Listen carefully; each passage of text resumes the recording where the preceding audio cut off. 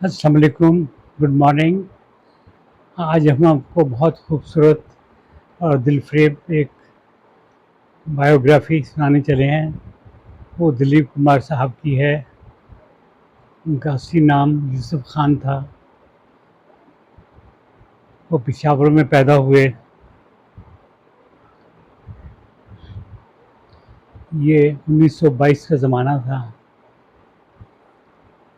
उनके वालिद सरवर खान साहब फ्रूट का काम करते थे।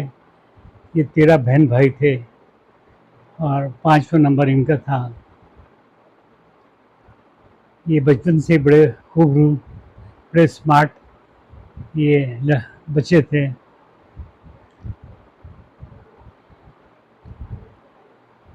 वालिदैन उनको बड़ी इनकी परवरिश पर बड़ी तवज्जो रखते थे।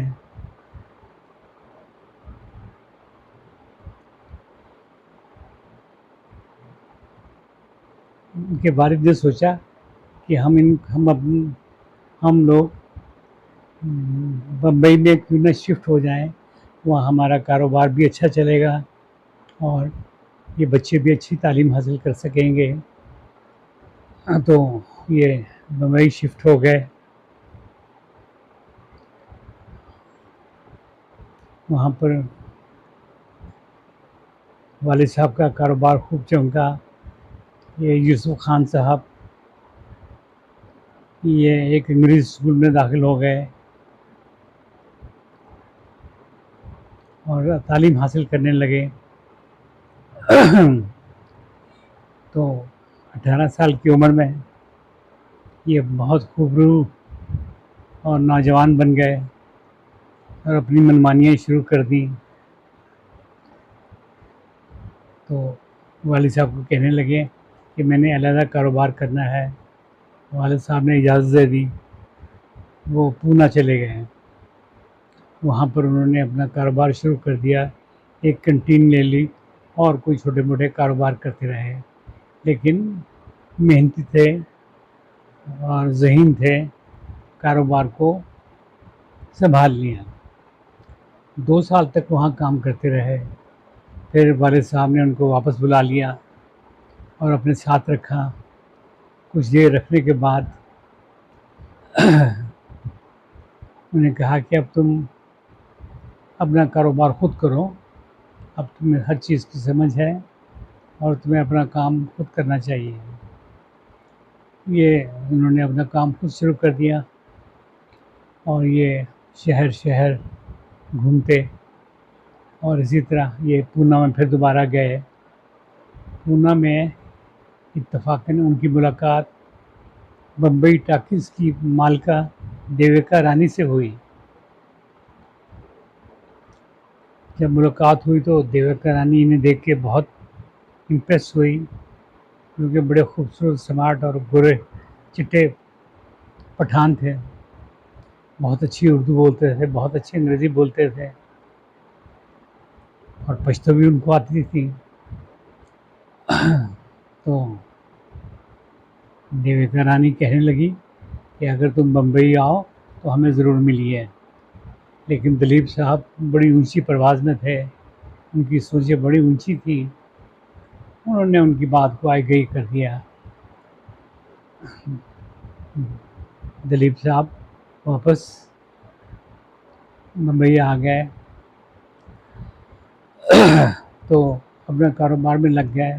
फिर ख्याल आया कि क्यों ना देविका रानी साहब को मिला जाए। वो एक दिन स्टूडियो में गए।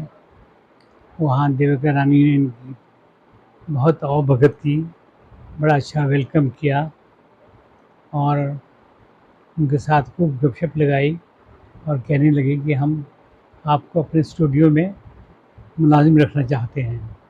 हम आपको 2000 रुपया माहाना तनख्वाह देंगे। दिलीप साहब कहने लगे मैं मशवरा कर लूँ, सोच लूँ, तो मैं आपको जल्द ही बताऊँगा।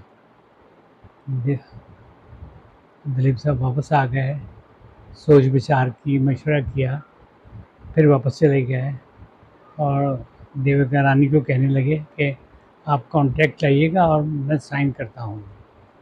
उन्होंने साइन कर दिए। उनकी पहली फिल्म थी ज्वार भाटा। वो ज्वार भाटा बनी, वो फिल्म तो कामयाब ना हुई और बुरी तरह ही फेल हो गई। जो फिल्मी वहाँ के लिखने वाले थे, सहाफ़ी थे, उन्होंने दिलीप साहब की बड़ी खींचातानी की। फिर एक दूसरी फिल्म बनी, उसमें भी दिलीप साहब कोई ख़ास परफॉर्मेंस नहीं दिखा सके। और फिर वो फिल्मी जो सहाफ़ी थे, उन्हें मौका मिल गया तो वो तो कहने लगे कि ये तो पैसा और लोगों का वक्त बर्बाद कर रहे हैं, तो ये तो इनमें कोई आर्ट ही नहीं है, ये तो ऐसी वक्त ज़ाया कर रहे हैं। लेकिन उनके प्रोड्यूसर ने, देवकर रानी के प्रोड्यूसर ने एक कहानी उनको दी। कहानी का नाम था मिलन। तो देवकर रानी ने अपने दिल में और अपने दिमाग में ये समाया हुआ था, उनको अंदाज़ा था कि ये लड़का स्टार बनेगा। और उन्होंने इसी सोच के तहत उन्हें मिलन में हीरो कास्ट कर लिया। फिल्म बनी और जब रिलीज़ हुई तो बहुत ज़बरदस्त बिजनेस किया, बड़ी उसकी शोहरत हुई। दिलीप साहब को बड़ा ज़बरदस्त एक्टर कहा गया और वो सब पिछली जो थी ना बातें, सब धुल गई। अब तो उन्होंने मुख्तलिफ प्रोड्यूसर, एक्टर्स, हर कोई उनको बड़ी रिस्पेक्ट देता। प्रोड्यूसर और फाइनेंसर तो उन्हें हाथों हाथ ले रहे थे। उन्होंने फिर उनके लिए तो फिल्म इंडस्ट्री के दरवाजे खुल गए और वो जिस फिल्म में भी कास्ट होते हैं वो ज़बरदस्त परफॉर्मेंस देती। उन्होंने बहुत सी फिल्मों में काम किया, बहुत सी फिल्मों में काम किया उन्होंने, और वो आगे ही आगे बढ़ते गए। उन्होंने कोनूर में काम किया, उन्होंने देवदास में काम किया, उन्होंने गंगा जमुना में काम किया, उन्होंने राम में काम किया, उन्होंने आन में काम किया, उन्होंने लीडर में काम किया और एक फिल्म थी शहीद, उसमें भी काम किया। एक और फिल्म थी दाग, उसमें भी काम किया। दाग को तो एक बड़ी ट्रेजिडी वाली फिल्म थी, बड़ी गमनाक किस्म की वो फिल्म थी, कहानी थी। और उसमें जो दिलीप साहब ने जो परफॉर्मेंस दी थी वो कमाल की थी। उसमें एक सीन ऐसे थे कि जब वो आते थे तब पूरा हॉल के आंसू निकल आते थे। वो बड़ी कामयाब हुई, बड़ी चली। दिलीप कुमार इस वक्त सुपरस्टार बने हुए थे और इन्हीं दिनों मुग़ल आज़म भी बन रही थी। उससे भी 10 साल से वो मुसलसल बन रही थी। दिलीप कुमार ने नया दौर में काम किया, वजंतीमाला के साथ किया, उनके साथ उनकी दोस्ती हो गई और बड़ा मशहूर हुआ कि ये कोई ब्याह शादी के चक्कर में है। तो वजंतीमाला पीछे हट गई। फिर इसी तरह कामी कुशल के साथ काम किया, उनके साथ भी इसी तरह की बातें शुरू हो गई और दिलीप साहब और कामिनी कौशल में दूरियां हो गई। इसी तरह जिस सेक्टर के साथ भी काम करते हैं वो बस उनमें वो अपने एक अंडरस्टैंडिंग डेवलप कर लेते हैं और मोहब्बत और प्यार के पूरे फिल्म इंडस्ट्री में तराने बजने लगते हैं। तो वहीदा रहमान भी उनके साथ काम किया, तो उनके मतलब भी यही कहा गया कि अब ये दिलीप कुमार साहब की दुल्हन बनेगी, लेकिन वो भी बात आई गई हो गई। मधुबाला के साथ तो बहुत गहरा इश्क रहा, लेकिन किस्मत की अपने चक्कर होते हैं। अताउल्लाह साहब जो मधुबाला के वालिद थे, बड़े सख्तगीर आदमी थे। इधर दिलीप साहब भी बड़े आन बान वाले आदमी थे। तो एक दिन मधुबाला दिलीप साहब के पास आई और कहने लगी कि मेरे वालिद को सिर्फ तुम सॉरी कह दो और सारे मामला तय हो जाएंगे। लेकिन उन्होंने सॉरी नहीं किया, वो दूरियां और बढ़ती गईं। नया दौर में तो फिल्म ये मधुबाला और दिलीप साहब तो हीरो और हीरोइन थे। लेकिन अताउल्ला खान साहब जो मधुबाला के वालिद थे, उन्होंने मना कर दिया था कि हमारी बेटी सिर्फ बम्बई में शूटिंग करेगी, भोपाल नहीं जाएगी। इस बिना पर BM चोपड़ा साहब और दिलीप साहब दोनों नाराज़ हो गए और उन्होंने मधुबाला को फिल्म से अलहदा कर दिया। उसकी जगह पर फिर वैजयंती माला आई।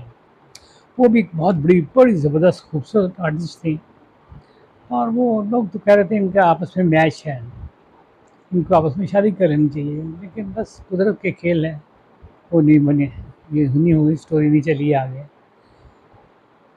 फिर इसी तरह और बड़ी फिल्में उन्होंने ज़बरदस्त से एक फिल्म ज़बरदस्त की। गंगा जमुना गंगा और जमुना में तो ऐसा काम किया कि पूरी फिल्म इंडस्ट्री झूम उठी। ऐसे डायलॉग और ऐसे ऐसे उन्होंने एक्शंस किए कि वो कोई मतलब कोई एक्टर नहीं कर सकता था। एक रियल जैसा एक होता है ना, वो काम था और बड़ी उनको इसके ऊपर उनकी परफॉर्मेंस पर इन्हें शाबाश मिली। हर आदमी बड़ा इनका रिस्पेक्ट करने लगा कि हिंदुस्तान और पाकिस्तान में इन जैसा कोई एक्टर नहीं है। मधुबाला के साथ तो भी इनका साथ बड़ी मोहब्बत चली, बड़ा प्यार चला, लेकिन कामयाब ना हुई। मधुबाला की उम्र सिर्फ 36 साल रही और वो दिल की बीमारी से इंतकाल कर गई। और दिलीप साहब उनके बनने पर भी ना आए। दिलीप साहब की उम्र जब 44 साल की हो गई, वो कुछ सीरियस हो गए कि मुझे अब शादी करनी चाहिए। हर एक्ट्रेस के साथ तो उनका रोमांस चल चुका था। अब वो सोचने लगे कि मुझे शादी करनी चाहिए। चुनाचे हैदराबाद से एक लड़की आई, सायरा बानो। बड़ी अच्छी फैमिली की थी, उर्दू स्पीकिंग थी, बड़ी अच्छी उर्दू बोलती थी और बड़ी तहज़ीब वाली थी। उनके साथ उन्हें फ़िल्म में काम करने का मौका मिला।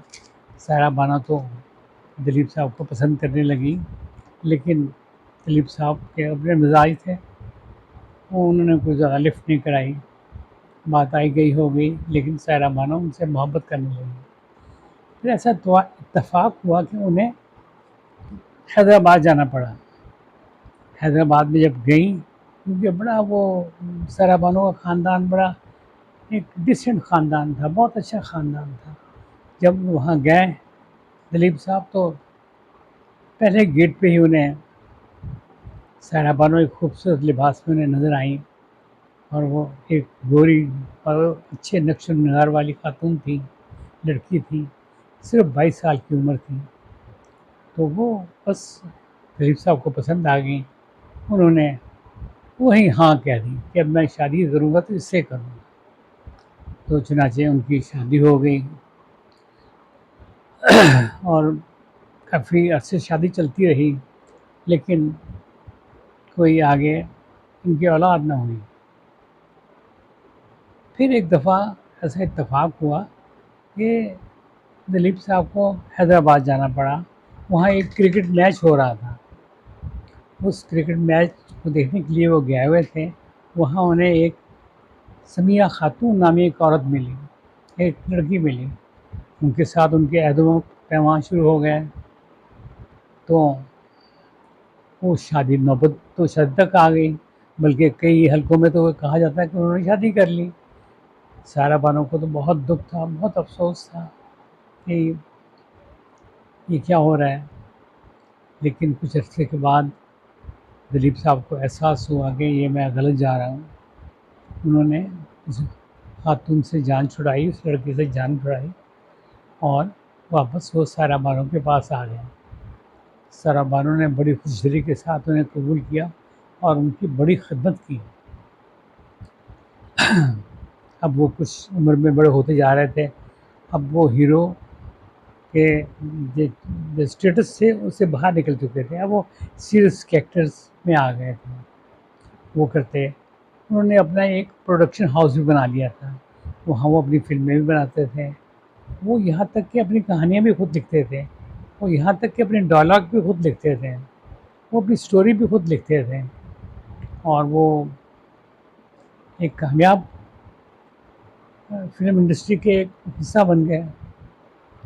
तो फिर वो उम्र के साथ साथ उनका लोगों से मेल जोल कम हो गया, कुछ बीमार भी रहना शुरू कर दिए। जो उनके आइडियाज़ थे वो नेहरू के साथ मिलते थे। वो कहते थे कि ये सब, हम सब लोग इक्वल हैं, मुसलमान, हिंदू या कोई और मज़हब, पारसी हो या ईसाई हो, सब हम एक एक हैं। हमें ये हिंदुस्तान को यूनाइटेड रहना चाहिए। नेहरू का भी यही था ख्याल। तो वो दिलीप साहब भी यही सोचते थे कि ये अलग हो के हम अच्छा नहीं करेंगे। और वो लोगों के लिए बड़ी हेल्प करते हैं, कोई उनके पास आता उनकी हेल्प करते हैं बड़ी। और वो मुख्तलिफ़ अदारों में, ट्रस्टों में और हर जगह पर वो अपना हिस्सा अदा करते हैं, अपना वहाँ अपना टाइम देते हैं उन्हें, और उनकी प्रॉब्लम सॉल्व करते हैं। अगर किसी कोई अगर फ़िरका फ़साद वगैरह हो जाए, वहाँ वहाँ तक जाके वो उनके मसाइल हल करते हैं। लेकिन ऐसा-ऐसा उन्होंने वहाँ से भी रिटायरमेंट ले ली। अब उनके पास मिलने-जुलने वाले भी कम आ गए। फिर कुछ उनकी तबीयत भी और ज़्यादा नासाज होने लग गई। ये कोविड का भी चक्कर शुरू हो गया, उसमें भी उनको काफ़ी उनको लोगों से दूर रहना पड़ा। लेकिन सायरा बानो उनकी बड़ी ज़बरदस्त उनकी खिदमत करती रहीं, और वो बम्बई में ही रहे, और वहीं उनके कोई दोस्त अहबाब उन्हें मिलने के लिए आ जाते तो आ जाते। तो इस सारे दौरानिए में ये भी मैं बताना चाहता हूँ कि वो उन्होंने पाकिस्तान का चक्कर भी लगाया। वो पेशावर में भी गए, वो अपने आबाई घर को भी देख के आए, और वो बड़े खुश हुए। पाकिस्तान ने उनको अपना सबसे अच्छा मेडल दिया, नंबर 1 मेडल दिया। और हिंदुस्तान में भी उन्होंने बेशुमार मेडल लिए, बल्कि एक उनका जो सबसे बड़ा मेडल है वो भी उनको दिया गया है। वो एक बहुत ज़्यादा ऑनरेबल वहाँ के पर्सनैलिटी थे। उनको सियासतदान, हर तबका, बिजनेसमैन, कोई भी हो, उनकी बहुत इज़्ज़त करते थे। फिर आखिरी दिनों में तो वो बीमार रहना शुरू हो गए। तो ये 2021 की बात है कि वो इन दिनों में ज़्यादा ही बीमार शुरू हो गए हैं। और लोग मिलने के लिए आते तो सायरा बानो यही कहती कि आप हमारी दुआ करें, दुआ करें, दुआ करें। लोग हर वक़्त उनके घर के आस-पास मंडराते रहते हैं, और उन चाहते थे कि वहाँ के हालात मालूम हों। लेकिन दलीप साहब की तबीयत बिगड़ती गई। आखिर 2021 7 जुलाई को सुबह 7 बजे वो इंतकाल कर गए। वो इतने बड़े एक्टर थे कि जो लोग जो कहने वाले कहते हैं कि इन जैसा एक्टर हिंदुस्तान और पाकिस्तान में अभी तक पैदा नहीं हुआ।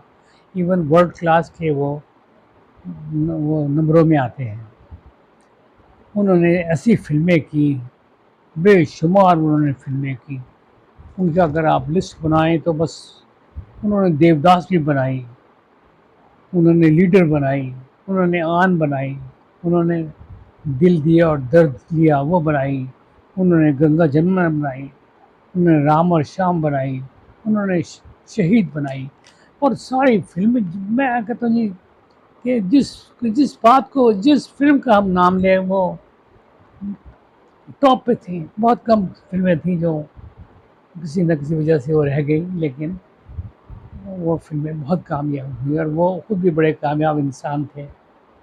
अल्लाह उनकी, वो इंतकाल कर गए और बम्बई में ही वो दफनाए गए। अल्लाह उनकी मग़फ़िरत करे। इंशाअल्लाह हम एक नई स्टोरी के साथ आपके सामने फिर हाज़िर होंगे। हमारी स्टोरी ज़रा मुख्तसर होती हैं ताकि लोगों के पास कम भी वक्त भी कम होता है, और हम ज़्यादा से ज़्यादा नॉलेज देना चाहते हैं ताकि कम वक्त में आपको ज़्यादा नॉलेज मिल सके।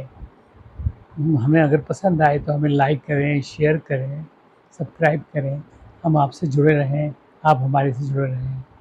खुदा हाफ़िज़, अस्सलाम।